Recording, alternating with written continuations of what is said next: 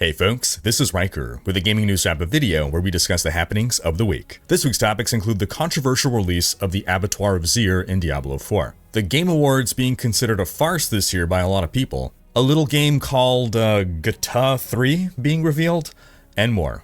As always, discussion timestamps can be found in the description below, but right before you skip ahead, just a quick reminder to ring that sub notification bell to be alerted to new Saturday episodes and stay up to date with gaming news highlights. Now before I move on, just a quick word from this video's sponsor, Historic Mail. With the holiday season coming up and people struggling to find ideas for gifts for people, especially people who seem to have everything they want already, Historic Mail makes for a thoughtful gift for anyone who has an appreciation of history or the lost art of letter writing. Basically, a bunch of history buffs came together one day and they said, hey, how cool would it be to receive on a weekly basis a letter from a historical figure, be it Benjamin Franklin or Thomas Edison, that you would get mailed to you a reproduction of one of their authentic letters in their handwriting. And also included with it a typed version of the letter because sometimes their handwriting can be a little hard to read, and also extra info on just historical documentation to give context to that letter. And so that's what Historic Mail is. It's this subscription service where you get these weekly letters. Let's see who this one's from. This is a letter from Winston Churchill to his wife, and he signed with this drawing. And it tells us that they had nicknames for each other. Churchill was her pug, and Clementine was his cat. Oh my gosh, here's a secret letter from President Roosevelt to Oppenheimer. It literally says secret on it. Oh, Walt Disney Productions. Look at this. This is from Walt Disney to Richard Nixon. Oh my gosh, this is a letter from Roosevelt to his children. It's just him being a loving father. And he drew them out a little story. This is to Mrs. Roosevelt from Albert Einstein. He was trying to appeal to her to get through to President Roosevelt. And here's some personal correspondence from JFK, then Jack Kennedy, when he was still a naval officer, replying to Claire Booth Luce. And Historic Mail has an American history pack that covers letters dating back to the founding of the Republic in 1776, all the way to 1976 when the Cold War was at its height. There's letters from Franklin, Lincoln, Roosevelt, and also other great historical figures who have affected American life in some way, like Walt Disney, Nikola Tesla, and Mark Twain. History buffs would love this. And you can even personalize it with a gift certificate with your name and the recipient's name on it. Historic Mail offers 10 weekly letters for $59.99, with bigger 25 letter and even full year 52 letter packs available. So this holiday season, surprise your loved ones with this timeless gift. And you can enjoy 10% off all their products with their Christmas sale. So go to historicmail.com/Rhykker to get your gifts and help support the channel. Let's start with some Diablo 4 news. On Tuesday, the Abattoir of Zir released. This is new pinnacle content to really test your builds against. There's 25 tiers of difficulty, starts off at tier 1, which is the equivalent of a 104 nightmare dungeon, so harder than the hardest nightmare dungeon that you can do. And as I predicted, no one was able to beat all 25 tiers. Might it happen at some point? Possibly, but as of this recording, I think the highest we've seen is 18 or a 19 now. Hammer of the Ancients, Barbarians doing the best, followed by Ball Lightning Sorcerer. That's why, in fact, before the launch of Abattoir of Zir, I built a Hoda Barbarian. I had my level 100 Ball Lightning Sorc, but I'm like, I think Hoda's gonna do better. I built my Hoda Barbarian, and yes, it turned out Hoda Barbarian is better, despite people insisting to me that Ball Lightning would be equally good. But those really are the two top builds. Everything else is a significant jump behind. Rogue's got a couple of options in the form of either Twisting Blades or Rapid Fire Penetrating Shot. Necromancer's got Infinimist, and then Druid is lagging behind. I believe Poison Shred is the best Druids can do, but they are significantly behind the other classes. Can they push into Abattoir? Yeah, you can go. You can go up there in the tiers, but not nearly as far as every other class. Now, the Abattoir of Zir was met with some criticism, and deservedly so. A lot of the challenge of the Abattoir boiled down to getting one shot at the very end. That people can manage the difficulty of the incoming damage throughout, but they would tend to get killed by something one-shotting them, particularly at the very end. The bosses of an Abattoir level, you fight 3 Bloodseekers, and you can just breeze through an entire level, and then boom, the Bloodseekers come and insta-gib you. Other complaints revolved around the rewards of the Abattoir.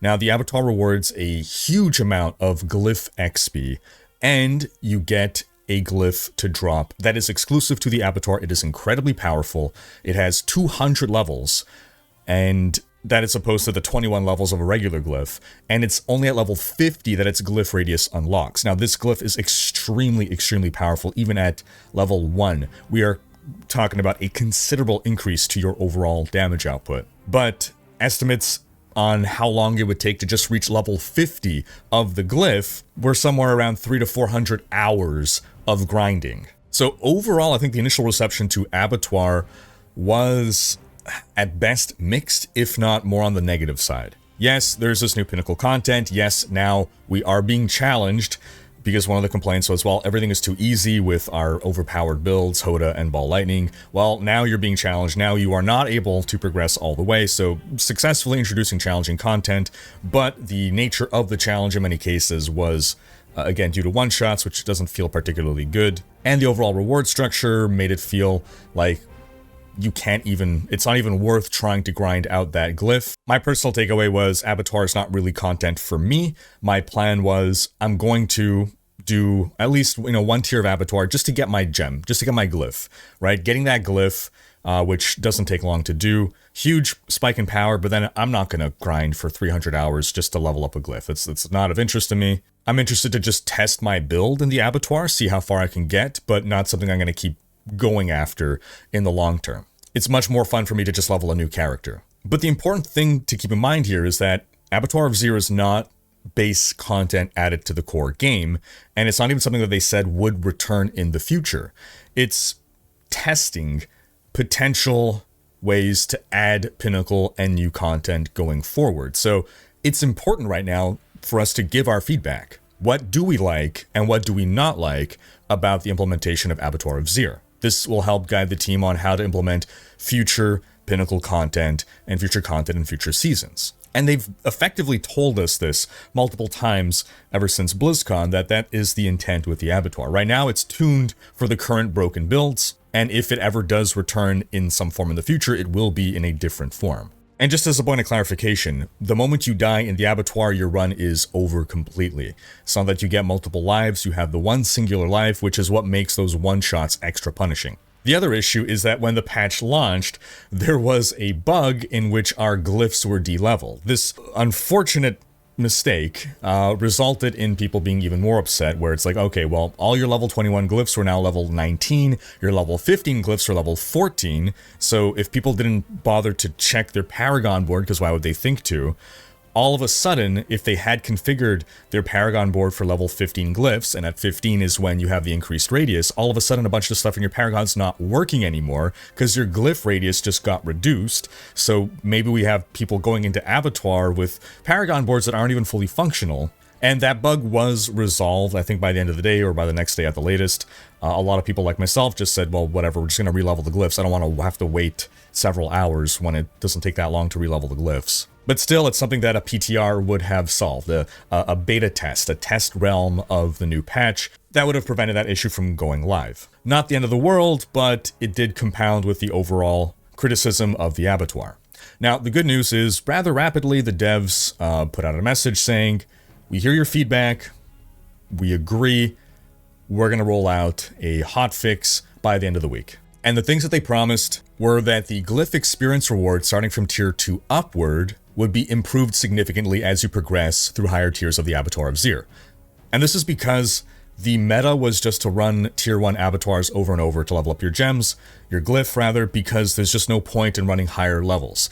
The amount of extra glyph XP that you get does not make it worth having to fight the higher level tiers. So you would just farm tier 1 eternally. They're also planning on disabling the vampiric and suppressor affixes from Bloodseekers across the game. These affixes were particularly problematic, made some builds simply unviable for the Abattoir entirely. Suppressor means you have to go into melee. If you're a ranged build, you're just dead. And vampiric means that once you're facing a tier where you're really struggling with, and it's going to take you long to kill the Bloodseekers, well, they just keep healing back. And there's nothing that you can really do other than try again and hope you don't get the vampiric affix. Which is why we end up in a place where it's Greater Rift fishing all over again, which is something that I really dislike from Diablo 3. They tried to avoid that with the Abattoir of Zir by hiding affixes. Abattoir of Zir levels do have hidden affixes, but you can't just, pop open your tab and see them like you could in a Nightmare dungeon. And for those who don't know, fishing is basically You just are continuing to try again until you get the right combination of luck, the right combination of randomized elements that give you an easier level. So in this case, you would go through the run. If you would see at the end, oh, it's a vampiric, you don't even bother trying. You just leave immediately and go again and hope to not get vampiric the next time. It's never fun gameplay to have to give up on a run and try again for better luck. You want to ideally try all the way through. Then they also said we'll be scaling the earlier Abattoir of Zir tiers to be a bit easier for players who are onboarding into this new endgame feature. Players can expect that tier 10 and beyond will be at the same difficulty as they were before the hotfix. I'm glad that they're not making everything easier. 10 plus being just as hard, that's good. Making the earlier stuff easier, okay, that's fine. If it means more builds can access it, sure. But then separately, they're also reducing incoming damage by up to 20% throughout all tiers of Abattoir of Zir, which is basically saying they are making everything easier. Anyhow, that hotfix did release. I haven't had a chance to try it myself, but it does seem like preliminary results are positive. But I turn the question to you folks. Have you tried the latest hotfix in Abattoir of Zir? Have you not? What are your overall sentiments on the Abattoir? Is this content that you believe is for you? And something, I guess, to clarify here, because I saw people saying, oh, like, why do we have to finish the season journey before we can access Abattoir? If you can't do a level 100 Nightmare Dungeon, you cannot do anything in the Abattoir. This is pinnacle content for a fully completed endgame character. In essence, this is content that's not for everyone. And this isn't, I'm not speaking out of elitism here, this isn't even content for me. I am a relatively casual player. I'm not casual compared to the average, but I'm casual compared to the streamers who play 10 hours a day. But it seemed that even those streamers who play 10 hours a day were also reacting negatively, at least at first, to the Abattoir. So I'm wondering now, with this hotfix, has that changed? Then Blizzard also released a video giving more details about the Midwinter Blight event, which commences on December 12th. And this is content for everyone. This event takes place within the Fractured Peaks. And during this event, we gotta kill the Red-Cloaked Horror and his minions.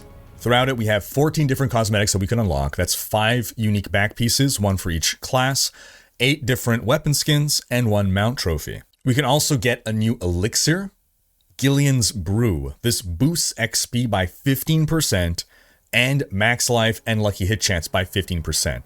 This is a seriously powerful elixir. You can only get it during the Midwinter Blight event, but it'll persist after the event. And I don't know that I like that, because it seems to be encouraging hoarding of this elixir, and we don't have enough stash space to begin with. I would prefer if this elixir only worked during the Midwinter Blight event. Similarly, we got the Shard of Dawn offensive aspect that you can only get during the Midwinter Blight event. It's an offensive aspect, and it says, after 30 seconds of Night's Grasp, gain Dawn's Haste, increasing your attack speed by 35% and movement speed by 20% for 12 seconds.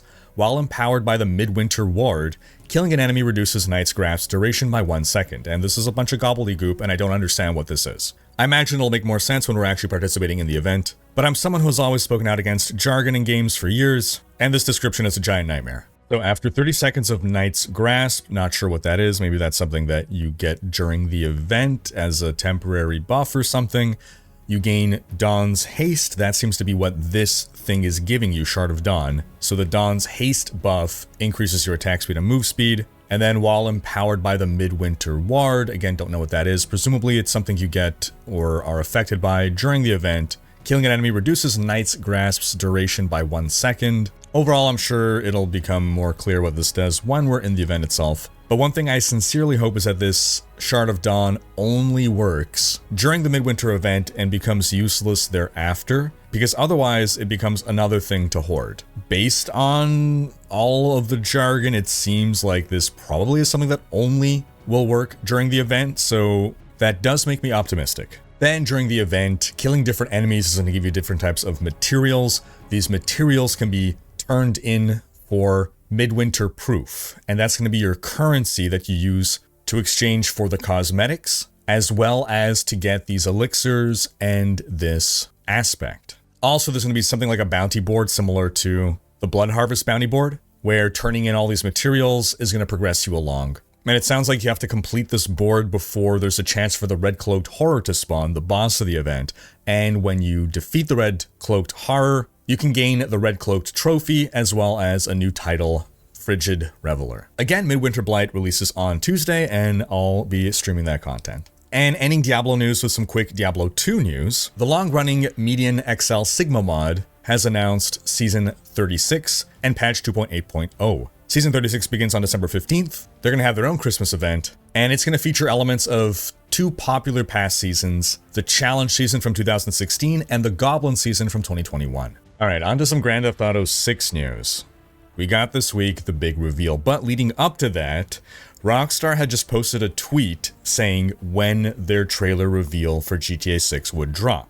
And that tweet, just the tweet, saying when the trailer would come, became the most liked gaming tweet of all time with 2 million likes. Now, the unfortunate thing is that before the official reveal, the trailer leaked. As the leak started to pick up steam, hundreds of thousands of views, Rockstar decided to just pull the trigger and release their official trailer on their official channels early, which made it an inconvenient time for a lot of people who are not in a North American time zone. Now, this leak was really crappy because what's the point? In some cases, I can understand the point of leaks, right? If you're leaking something like way early in advance, you're leaking stuff that gives people information that they wouldn't otherwise have. Like, what's the point in leaking something a day or even hours before it officially launches?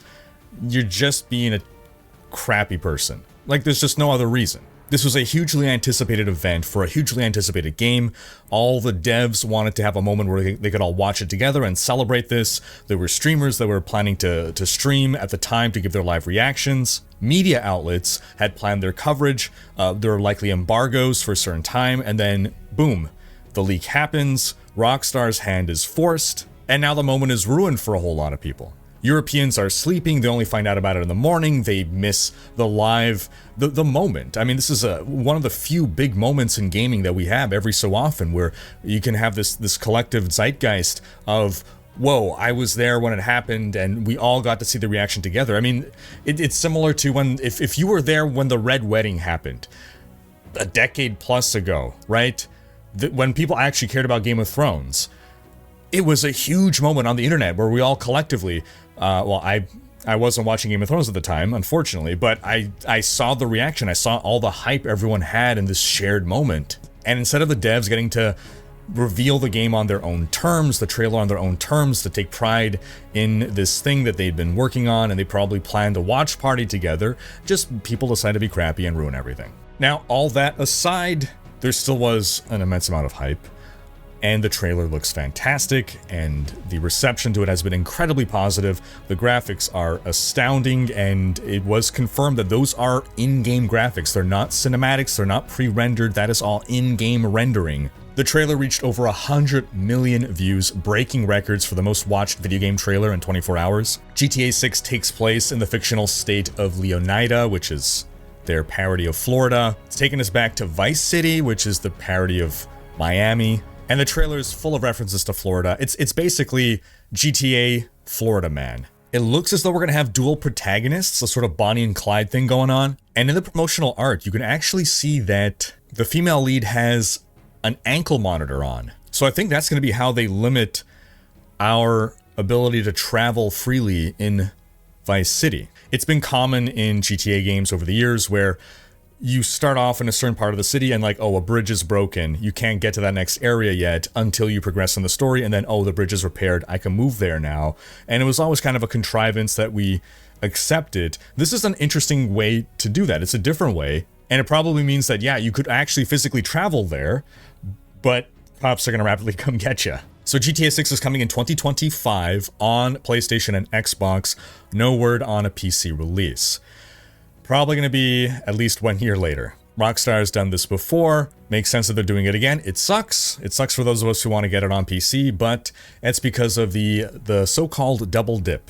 Because they know that us PC players, we're not going to want to wait. We're going, even if we would prefer to play it on PC, we're going to buy it. If we have a console, we're going to buy it on console and then buy it again on PC.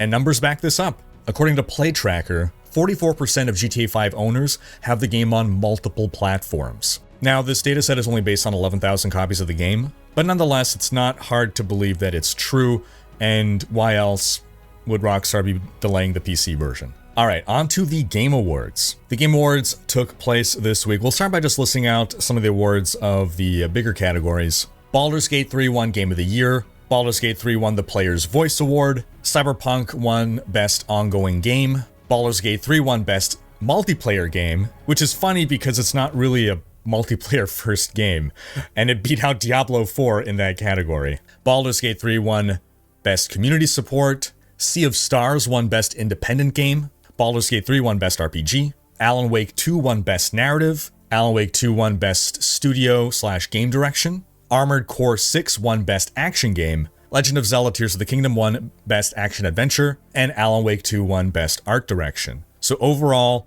Baldur's Gate 3 and Alan Wake 2 really swept the awards. Well deserved on both parts. We've been saying for weeks, Baldur's Gate 3, Alan Wake 2, and even Spider-Man 2 were probably contenders for Game of the Year and would win a lot of awards. I'm surprised Spider-Man 2 didn't win anything, but not at all surprised by Baldur's Gate 3 and Alan Wake 2, and immensely well-deserved to Baldur's Gate 3. I'm so happy for Larian to see a studio that really focused on gameplay first and not making money first. It's just wonderful to see that rewarded in award ceremonies, in review scores, and in the public perception. It's universal acclaim. And to see that in a genre of game, a turn-based RPG that it has a tiny segment of market share. It's just not a popular genre. It's just incredible that they have achieved this level of success. But as for the Game Awards themselves, the awards show itself has been criticized for not affording enough time to the winners to give speeches, or just not affording them enough time, period, to the point of being disrespectful. You know how I just kind of breezed through all the categories and winners? The awards show themselves didn't actually give them much more time than that. And this is a recap and summary of the award show. Now, it all began when Christopher Judge, voice of Kratos and Teal'c, came up onto stage to introduce the winner of Best Performance, which he won last year, and gave his infamous 8-minute speech that went on forever and was memed about. They lampshaded it, they memed about it this year. As soon as he started talking, they started playing music to play him off. Funny. Then he made this comment. No 8-minute speech like last year, but fun fact, my speech was actually longer than this year's Call of Duty campaign. What? But effectively, Christopher Judge ruined the Game Awards for all developers, because now devs were given 30 seconds, 30 seconds, to give their speeches before they had to GTF off the stage. And that's those who actually had the opportunity to say anything. While giving their acceptance speeches, they see on the teleprompter a 30-second countdown, and once it reaches 0, the text, "Please wrap it up," appears on screen. And the music starts playing them off. And this was even for the actual Game of the Year award.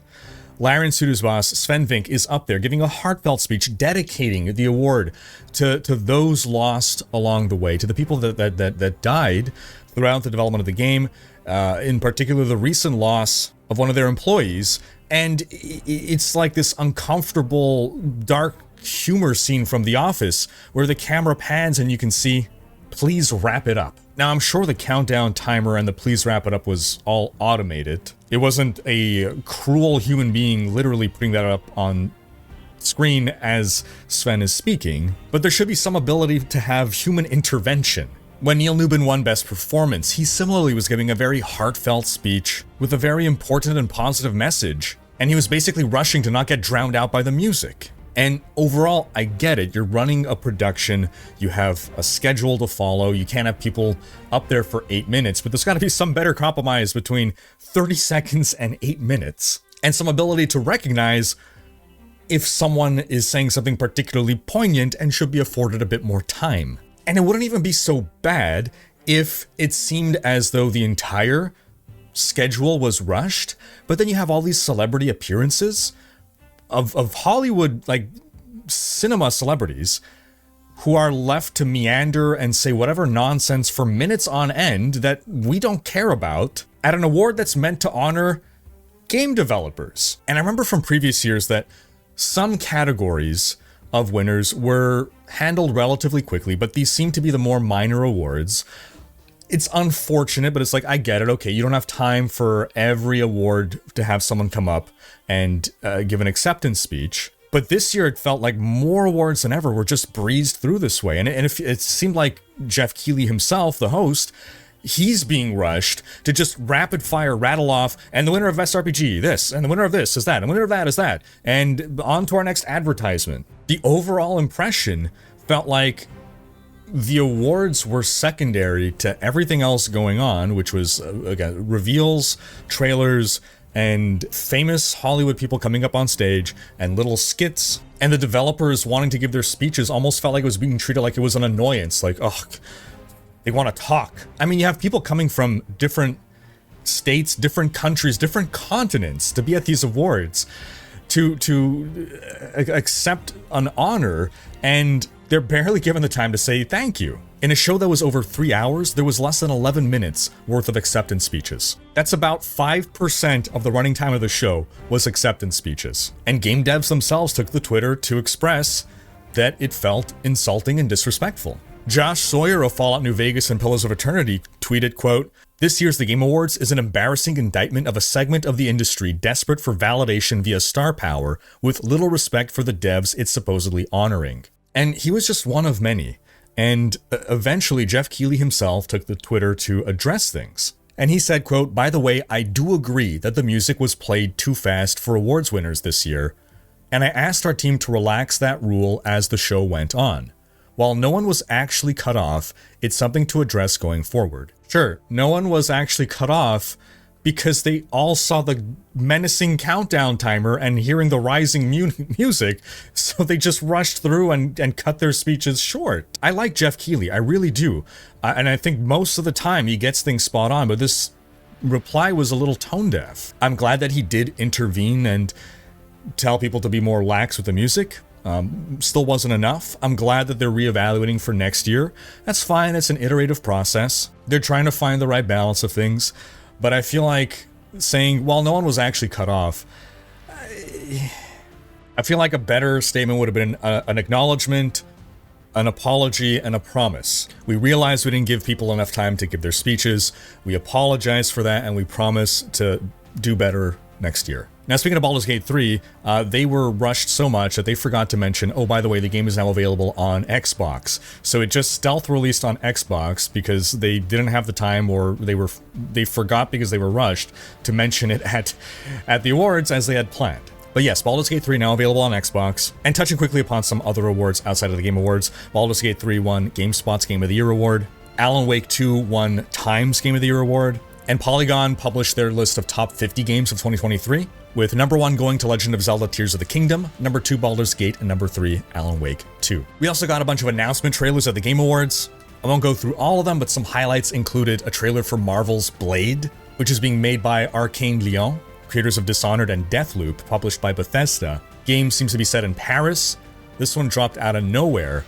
I loved Blade as a kid, I'm hyped for this. We got the announcement trailer for Light No Fire. This is a multiplayer survival game with a procedurally generated world the size of the Earth, and it's from the developers of No Man's Sky. My first impression was that it felt like the next evolution of Valheim, but when I realized it's the No Man's Sky people, I got it. It's almost the opposite of No Man's Sky. Instead of a sci-fi game where you explore multiple worlds, it's a fantasy game where you explore one world really thoroughly. And the game is meant to bring the depth of an RPG to the freedom of a survival sandbox. Seems that they're applying lessons that they learned from No Man's Sky into this, and that it's an even more ambitious project than No Man's Sky. That is scary, but while No Man's Sky flopped at launch, they overpromised and underdelivered. They really turned things around. It's an incredible success story, and I'm really hyped for this game. I think I have the possibility of really enjoying this. Then, Hideo Kojima revealed that he's been working on a horror game with Jordan Peele. I love Jordan Peele's films. Get Out, Us, Nope, I've watched multiple times. I really love his take on horror. So I'm excited to see what him and Kojima do together. The trailer was super weird, which can be expected from a Kojima game. It's called OD. It's horror, and it seems to be heavily referencing PT. PT, which is short for Playable Teaser, was a game that Kojima was working on with Guillermo del Toro back in 2014. PT was an interactive teaser for the game Silent Hills, but Silent Hills was then cancelled. The OD trailer has a direct reference to the PT door, And I think it's no coincidence that we're going with another 2-letter title here, ODPT. Now, about a year ago, there was an alleged leak of some footage for a horror game by Kojima called Overdose, and this trailer now seems to confirm that leak. And the weird lines they're repeating about the hungry purple dinosaur, apparently that's a script that motion capture actors read that makes them use every phoneme within the English language. So it allows for the capturing of every shape that a person's mouth will make in one sentence. So it's similar to that quick brown fox phrase used to show off every letter of the alphabet. Then we got the reveal trailer for God of War Ragnarok Valhalla, which adds a roguelite mode to God of War Ragnarok. And it's releasing for free on December 12th. Of course, you have to own God of War Ragnarok, though. Seems to give off the impression of being a roguelite with endless waves of monsters. Then we got the world premiere trailer for Monster Hunter Wilds. Seems like for the first time you'll be able to wield 2 weapons at a time. That's coming in 2025. We got the Power Surge Sega reveal trailer, which revealed a bunch of stuff, a new Jet Set radio, a 3D Streets of Rage game, a 2D animated Shinobi game, a 3D Golden Axe, a 3D Crazy Taxi. No release dates yet, just stating that these are all in development. We got a trailer for World of Goo 2. That came out of nowhere, and they even referenced the fact in the trailer of how come a sequel to this great game was never made. And we got a trailer for Jurassic Park Survival, which I really wasn't sold on at first, but I'm really warming up to. It's an upcoming single-player action-adventure. The trailer kind of gives the vibe that it's a Alien Isolation type game, but they're not marketing it as a horror, so I don't think it's going to actually lean too far into that horror angle. But I turn the question to you folks. What were your highlights of the Game Awards? What were the trailers you were most hyped for? What games are you looking forward to? Sound off in the comments. Meanwhile, the new Path of Exile League Affliction launched on Friday. Preliminary reports seem to be that the league is being received very well. I played a little bit of it myself. I also released a video on 5 league starters that we recommend. You can find max roll guides to all of them. I myself went with a Summon Raging Spirits Guardian build. So if you do dive into the league, do check out that video to help you decide what build you want to start with. Affliction brings a ton of transfigured gems, which seems like a really interesting way to kind of introduce new skills without having to do all the extra work of adding new skills with regards to like animations and stuff. Most of these gems are completely changing how skills operate. Flicker Strike in particular looks like it's going to be really strong. But I turn the question to you folks. If you've been playing the new league, what are your thoughts? Sound off in the comments. What build are you running? Then on to some Bungie news. Last year, Sony bought Bungie for $3.6 billion.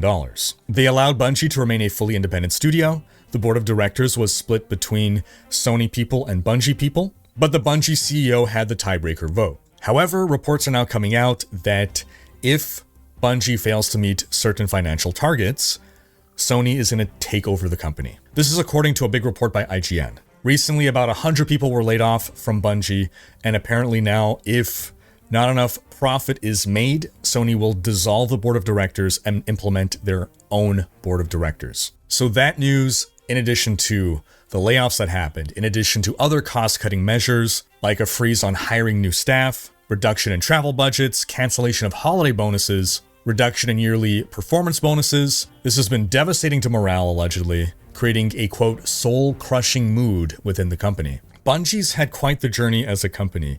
They started off under Microsoft. They bought themselves free of Microsoft. Microsoft got to keep Halo, but they got to be their own thing. Then they got into a licensing agreement with Activision, so not quite owned by Activision, but sort of. They had an exclusive publishing contract with Activision for Destiny. They then bought themselves out of that, getting their independence once again. Then they sold themselves to Sony, becoming not so independent, but still kind of independent, and now they will potentially lose their independence altogether. Then lastly, in some Cyberpunk news, patch 2.1 released this week. And it's significant. They added an entire functional metro system, 5 different metro lines. They added new role-playing additions, like hangouts with romantic partners. They added a portable radio. They added more car chases and vehicle combat. They added a new car that you can unlock via a new quest. You can now do tricks on your bikes. They added 5 new bikes. They added a new highway. They improved the final boss fight. They made a ton of accessibility tweaks. Lots of general improvements to the game's movement system, and a bunch of minor tweaks as well. Then lastly, I wanted to mention that McFarlane Toys has released a new line of figurines of toys for Diablo as well as World of Warcraft. For World of Warcraft, it's dragons. For Diablo, you got the different classes. And what's really cool about these is that the weapons are swappable. So I could remove one of those weapons, I can give them a shield instead. You can even swap in different heads. So you can kind of customize and transmog your model as you want. They also have 3 different tints for each model. McFarlane sent me a bunch of these. So this one here would be a gray Necromancer, for instance. And every box as well has a mystery weapon in it. The WoW Dragons don't have mystery bags, but if you go to their website, you can find information on the entire lineup that they have and where you can buy these. So if you're looking for a Christmas gift for a WoW player or a Diablo player in your life, these are really cool. And that's going to wrap up this week's video. But do be sure to check out last week's video in which we discussed the leaked Diablo 4 pay-to-win survey. Thanks for watching. Special thanks to my Twitch, Patreon, and YouTube supporters for making these videos possible. If you enjoyed this video, please share it. Check out these other videos and subscribe to join Rhykkers Raiders for more gaming content.